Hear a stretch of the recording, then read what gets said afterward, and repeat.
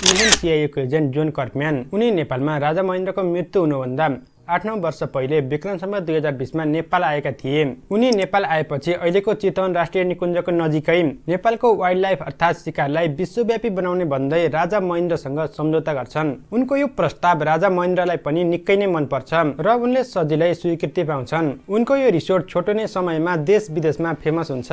जोनको यो रिसोर्टको कारणले नै धेरै विदेशीहरू नेपालमा शिकार गर्न आउँछन्। उनको यो रिसोर्टमा विदेशी टुरिस्टदेखि राजा महेन्द्रसम्म शिकार गर्न जान्थे। यही क्रममा राजा महेन्द्र र जोनको राम्रो चिन्जान हुन्छ। एक दिन राजा महेन्द्र सधैँको जस्तै जोनसँग शिकार गर्न जान्छन्, तर शिकार गरेर फर्किँदा राजा महेन्द्रको एक्कासी मुटुमा समस्या आउँछ। साँझको त्यस्तै 6-7 बजेको हुन्छ। अब उनको अवस्था झन्झन खराब हुँदै जान्छ र डाक्टरहरू पनि आइपुग्छन्। अब उनीहरूले केही बेर ट्रिटमेन्ट गर्ने प्रयास गर्छन्, तर राजाको अवस्था झन्झन खराब हुँदै गएपछि राजाले हेलिकप्टर वा प्लेनमा राखेर बाहिर लैजानेको सट्टा त्यही चितवनको सुनसान घरमा उपचारको व्यवस्था गरिन्छ। अब अवस्थालाई हेरेर दिल्लीको एम्स हस्पिटलबाट इन्डियाको त्यति बेलाको मुटुरोग विशेषज्ञ डाक्टर भाटियालाई राजाको उपचार गर्न चितवन बोलाइन्छ। डाक्टर भाटिया रातिको 10-11 बजेतिर चितवन आइपुग्छन्। उनी आफूसँग त्यत्रो ठुलो उपकरण त केही ल्याएका थिएनन् र ल्याउन पनि सम्भव थिएन।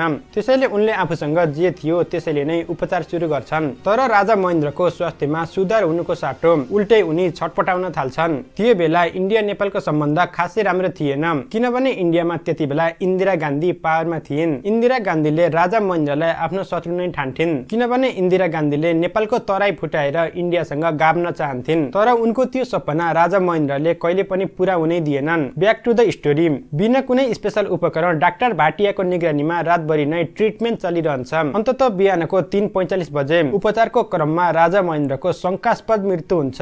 उनको मृत्यु भएको केही दिनमा नै नेपालमा करोडौं लगानी गरेर रिसोर्ट खोलेका जोन पनि सधैँको लागि सुटुक्क नेपाल छोडेर जान्छन्। राजा महेन्द्रको मृत्यु सिआइए र इन्डियाको मिलेर लङ टर्मदेखि गरिएको प्लान थियो भन्छन्, तर त्यो बेलामा यो बारेमा कुनै इन्भेस्टिगेसन पनि हुँदैन वा गर्न दिइँदैन।